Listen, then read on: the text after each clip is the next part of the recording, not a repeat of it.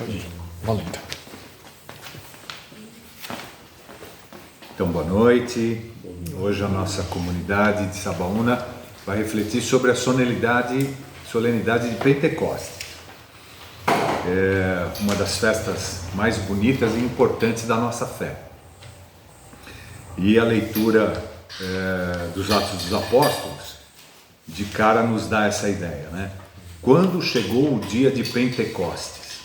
Vejam, para a gente celebrar Pentecostes, a gente tem, assim como foi a festa da Assunção domingo passado, a gente tem que buscar inspiração nas Escrituras, né? Vocês lembram, o Padre Gabriel fez esse comentário, lá na Assunção de Jesus havia uma relação de quem o visse subir, né? E o fundamento disso estava lá na segunda carta dos reis, no segundo livro dos reis, logo no capítulo 2, quando Elias, um dos ícones do judaísmo, passa para Eliseu. Eliseu pede a ele, né, 2 porções do teu espírito. E Elias disse: se você me vê subindo aos céus, né, você vai receber as 2 porções do meu espírito. E os apóstolos veem Jesus subindo, né? E é por isso que eles recebem o Espírito Santo. Essa é a ideia da festa da Assunção. E agora na festa de Pentecostes, né? Então 50 dias. Se a gente contar, são exatamente 7 semanas, de 7 dias cada uma, 49 dias. E a festa de Pentecostes, esse fundamento também a gente encontra no livro do Êxodo, Deuteronômio, Levítico, que a comunidade deveria celebrar a festa de Pentecostes, que antigamente tinha uma relação com a festa das colheitas, e essa tradição veio ao longo de todos esses séculos, tanto é que a gente vê na festa do Divino colheitas sendo ofertadas, né? A gente vê muitas dessas famílias que vêm mais da zona rural, que trazem lá os bois e que trazem a oferenda daquilo que eles colheram, né? Então existia essa relação com a festa das colheitas, que depois ficou a festa das semanas, das 7 semanas. Então havia uma orientação para o povo de Deus que deveria se celebrar a festa da semana, Shavuot, em hebraico, Shavuot, semana, né? A festa das semanas. E por que essa festa é fundamental, ela é importante? E esse texto todo, ele tá espelhado basicamente no livro do Êxodo, no capítulo 19 e 20, e no Deuteronômio, capítulo 4 e 5, que é justamente a experiência do Sinai, daquilo que aconteceu no Sinai, né? E se a gente lembrar um pouquinho antes, esse aqui é o comecinho do capítulo 2 dos Atos dos Apóstolos. No finalzinho do capítulo 1, vocês lembram que Pedro faz um discurso para fazer a substituição de Judas por Matias. Por quê? Porque todos os evangelhos terminam com 11 apóstolos. E 11 não é o número do Sinai. O número do Sinai é 12, né? Olha o Chico aí. O Chico sempre vem para a reunião. Isso. E o número do Sinai é 12. Então, por isso São Pedro, antes, lembra que, inclusive o texto, o versículo final diz assim: e ele foi contado entre os 12.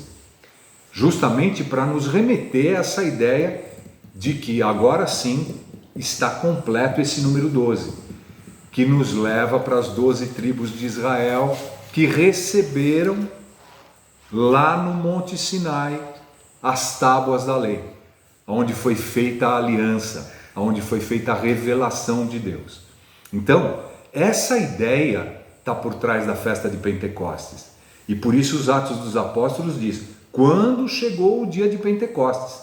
Quer dizer, no antigo, nas escrituras, Pentecostes é o símbolo da grande formação, da criação da entidade teológica, o povo de Deus.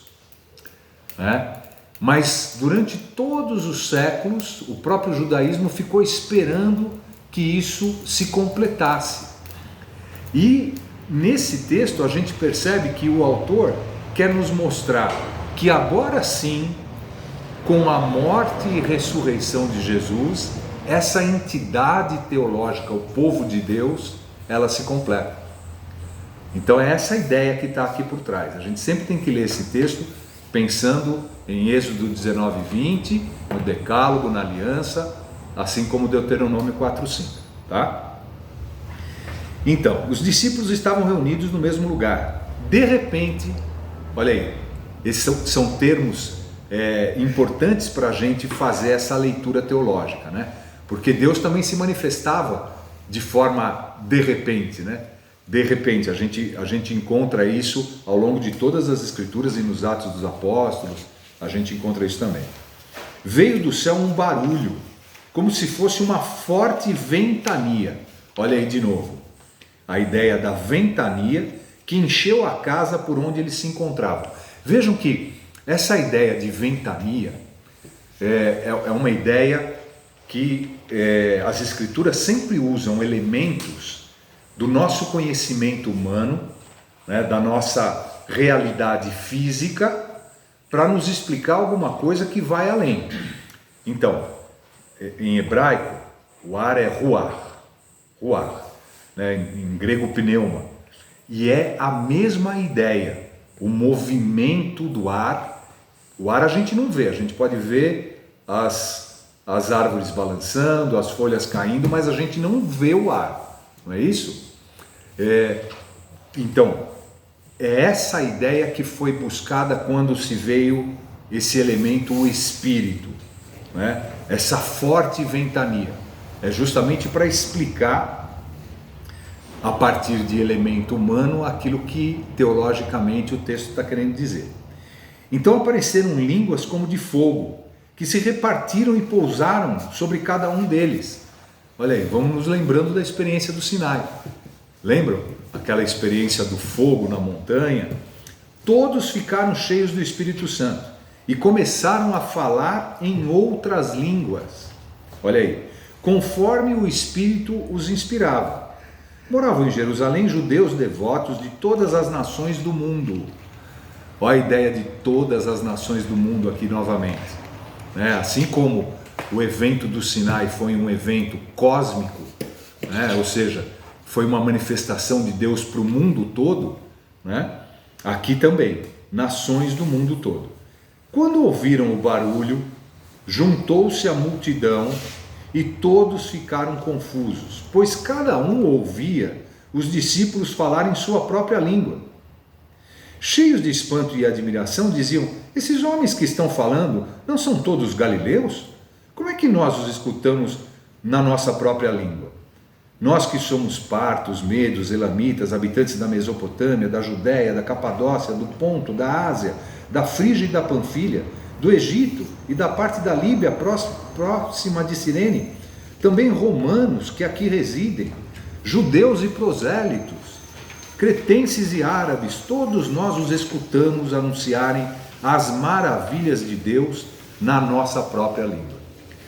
Vocês lembram daquela ideia? Nós fizemos uma reflexão aqui sobre o livro do Êxodo, capítulo 32, que é justamente aquela ideia do bezerro de ouro. Vocês lembram? O que aconteceu?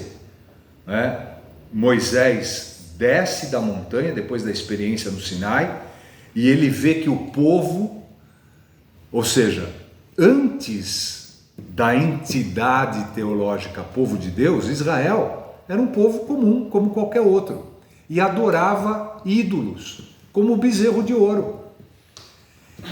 Então, essa ideia de entidade teológica, Israel, e para nós hoje numa leitura cristã, a igreja, se transforma na entidade teológica completa, na sua plenitude, justamente por causa da experiência do Cristo morto e ressuscitado. Então, na experiência que a gente lembra do bezerro de ouro, a experiência que a gente lembra também da Torre de Babel. Vocês lembram da experiência da Torre de Babel? O que aconteceu? Cada um falava na sua própria língua e ninguém entendia nada. Por quê? Porque essa entidade teológica, o povo de Deus, ainda não tinha chegado na sua plenitude. Mas, por causa do Espírito Santo, que o Cristo morto e ressuscitado deixou, todos entendem as maravilhas de Deus na sua própria língua. Então essa ideia é maravilhosa. O autor desse texto justamente explica essa festa de Pentecostes, e por isso que o primeiro versículo começa: tendo chegado o dia de Pentecostes, 50 dias depois da Páscoa. E vocês lembram que a Páscoa para os judeus era a libertação do Egito, E a Páscoa, a leitura que nós fazemos da Páscoa, da libertação do Egito, ela tem a sua plenitude na Páscoa de Jesus, na morte e ressurreição de Jesus. Então, e aí ele manda o Espírito Santo, e é por isso que a gente lembra dessa experiência do Sinai, e é por isso que são 12, porque no Sinai também eram 12, Muito legal. E aí a gente canta, Enviai o vosso Espírito, Senhor, e da terra toda a face renovai. Quer dizer, o Espírito Santo de Deus, o Espírito Santo que Jesus Cristo nos deu, é capaz de renovar toda a face da terra. Mas, vejam, ela é capaz de renovar, e o Salmo vem confirmar aquilo que a gente leu na primeira leitura, o que foi proclamado na primeira leitura. Ela só renova se houver fé, se houver a certeza de que esse Espírito Santo é o Espírito Santo que Jesus nos deixou depois da sua morte e ressurreição. E aí, quão numerosas, ó Senhor, são as vossas obras, encheu sua terra com todas as criaturas. Coisa linda. Segunda leitura. Olha o primeiro versículo logo de cara, Irmãos, ninguém pode dizer Jesus é o Senhor a não ser o Espírito Santo. O que é Senhor? Senhor é justamente a ideia de Deus, a ideia daquele Messias. Ele é o Senhor, aquele Messias esperado. Mas como é que a gente pode dizer isso? Só através do Espírito, a não ser no Espírito Santo. Há diversidade de dons, mas um mesmo é o Espírito. Há diversidade de ministérios, mas um mesmo é o Senhor. Há diversidade de atividades, mas um mesmo Deus que realiza todas as coisas em todos. A cada um é dada a manifestação do Espírito em vista do bem comum. Olha para que é dada a manifestação do Espírito. Olha para que a nossa fé, que acredita no Cristo morto e ressuscitado, é para em vista do bem comum. Quer dizer, aqueles dons que Deus nos deu, e a fé é um dom de Deus, A fé é um dom de Deus. A gente acreditar que Jesus morreu, ressuscitou e nos dá o seu Espírito Santo, é dom de Deus, E esse dom nós precisamos usar para o bem comum. Como o corpo é um, embora tenha muitos membros, e como todos os membros do corpo, embora sejam muitos, formam um só corpo, assim também acontece com Cristo. Interessante, essa imagem que eles usam do nosso corpo. Cada um dos nossos membros, cada um dos nossos órgãos tem a sua função, e funções super importantes, mas está tudo num único corpo. E é essa a ideia do corpo, comunidade, do corpo igreja, do corpo presença do Cristo morto e ressuscitado, Como o corpo é um, também acontece com Cristo. De fato, todos nós, judeus e gregos, escravos e livres, fomos batizados num único Espírito. Nós acabamos de ter batizado, acabamos de ter primeira Eucaristia, acabamos de ter crisma, É o mesmo Espírito, o mesmo Espírito, para formarmos o quê? Um único corpo. E todos nós bebemos de um único Espírito. Olha só, o Espírito Santo, a fé que vem para a gente através do Espírito Santo, é o mesmo Espírito para todos. E cada um tem os seus dons, cada um tem os seus carismas, né? E é por causa desse dom e dessa fé que a gente deve colocar a serviço da comunidade, né? Em vista do bem comum. Muito legal. Aí o Evangelho.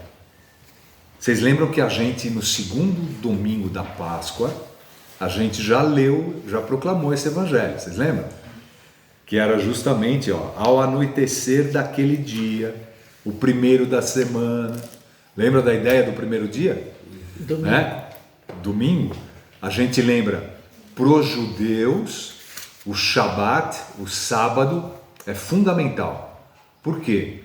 Porque Deus o santificou. Inclusive, a gente vê isso lá na aliança, né? Vocês lembram? Depois que Deus dá a lei, depois que Ele cria todo o universo, tem lá o texto. E no sétimo dia Ele santificou o sétimo dia e descansou. Então, o primeiro da semana, novamente, estando fechadas as portas por medo dos judeus, as portas do lugar onde os discípulos se encontravam. Jesus entrou, vejam lá, as portas estão fechadas, aparentemente por medo dos judeus. Jesus entrou com as portas fechadas. Isso pode ser físico? Não é físico, tá certo? Ele entrou, o que entrou é o Cristo morto e ressuscitado. O Espírito de Jesus, né? Entrou e pondo-se no meio deles, disse: a paz esteja convosco. Depois dessas palavras, mostrou-lhes as mãos e o lado. Então os discípulos se alegrarem por verem o Senhor. Olha só, que coisa importante.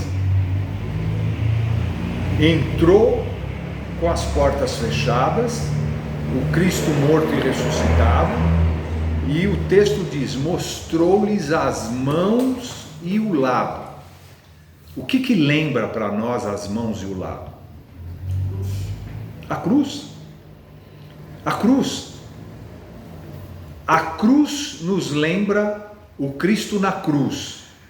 Que Cristo estava na cruz?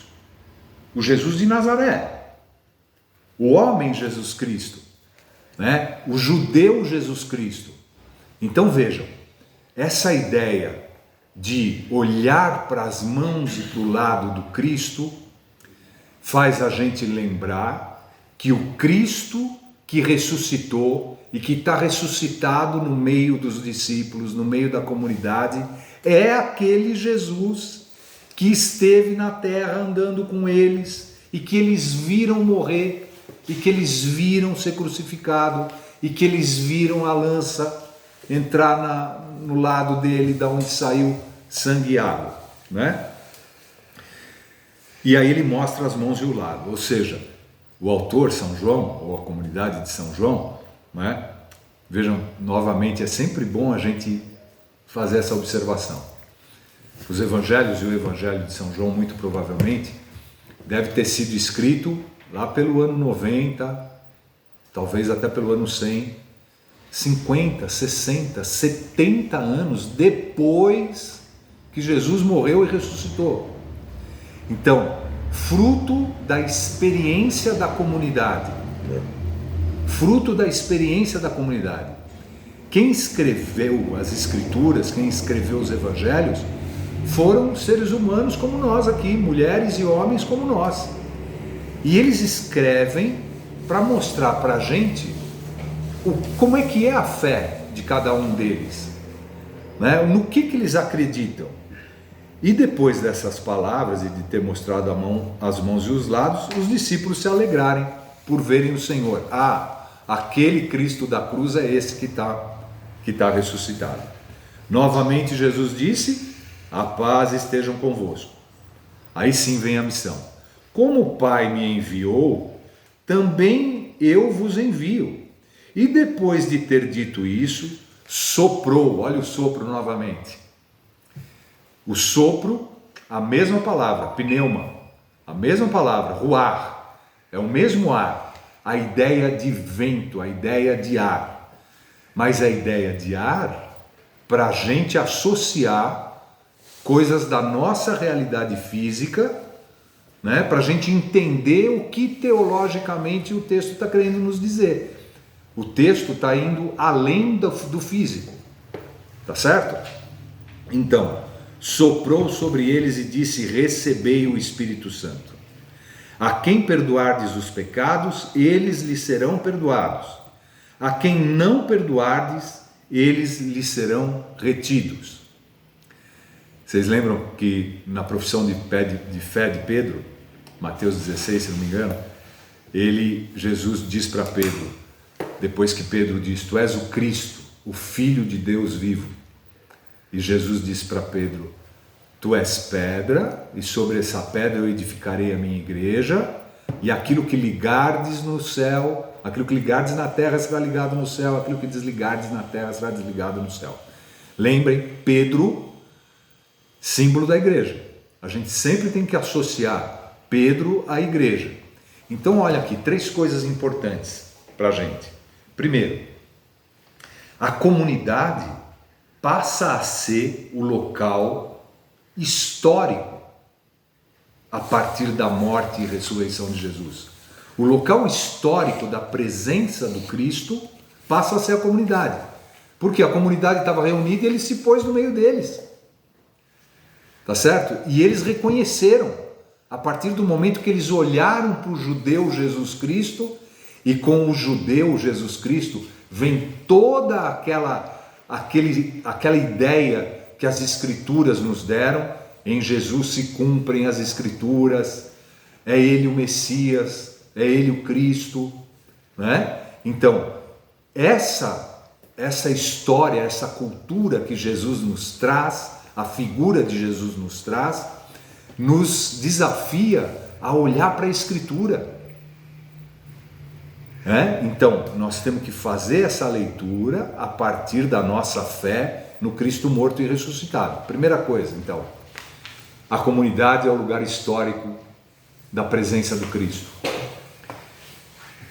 A comunidade tem o Espírito Santo, porque Jesus disse: soprou sobre eles e deixou o Espírito Santo.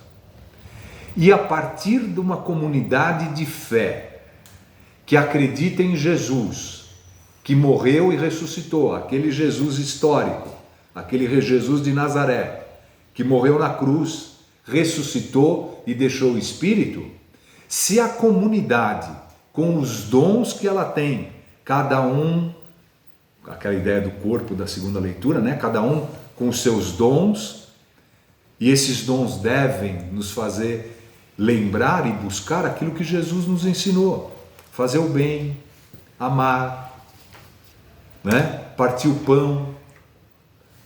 As ideias que a gente associa à pessoa de Jesus, ao Cristo morto e ressuscitado, esse conhecimento nos é dado a partir da comunidade que se reúne para estudar, que se reúne para celebrar, que se reúne para receber os sacramentos, que se reúne para fazer as festas. Domingo passado nós fizemos o encerramento da festa do Divino em Sabaúna, né? Esse domingo agora a gente vai fazer o encerramento da festa do Divino na Diocese de Mogi das Cruzes. Essa festa é fortíssima, né? Super tradicional, super importante, mas é justamente a festa de Pentecostes que a primeira leitura nos traz, para que a gente lembre das Escrituras, para que a gente lembre da aliança, para que a gente lembre do que foi revelado, para que a gente lembre que é nesse Jesus que a aliança se completa. É nesse Jesus que ela termina, que ela se acaba, que ela se aperfeiçoa. É Jesus que traz essa imagem da aliança, da revelação do Sinai e aperfeiçoa através da entrega do Divino Espírito Santo. Então, porque a gente é a presença do Cristo histórico, porque a gente tem o Espírito Santo, nós somos capazes de: a quem perdoardes os pecados, eles lhes serão perdoados; a quem não perdoardes, eles lhes serão retidos. Nós teremos o discernimento correto a partir do Espírito, a partir do respeito que a gente deve ter para os dons diferentes que cada um tem, né? Nem todos somos iguais. Ninguém aqui canta que nem o Ronaldo, ninguém aqui toca que nem o Ronaldo, né? Ninguém aqui é capaz de fazer o que o Arnaldão faz pela comunidade. Ninguém aqui é capaz de fazer o que o Roger faz pela comunidade. Cada um de nós é capaz de ter um dom especial pela comunidade, na comunidade, e levar esse dom especial a partir da fé no Cristo morto e ressuscitado para os ambientes que a gente frequenta, não é? Então, esse é o desafio, essa é a proposta da festa de Pentecostes.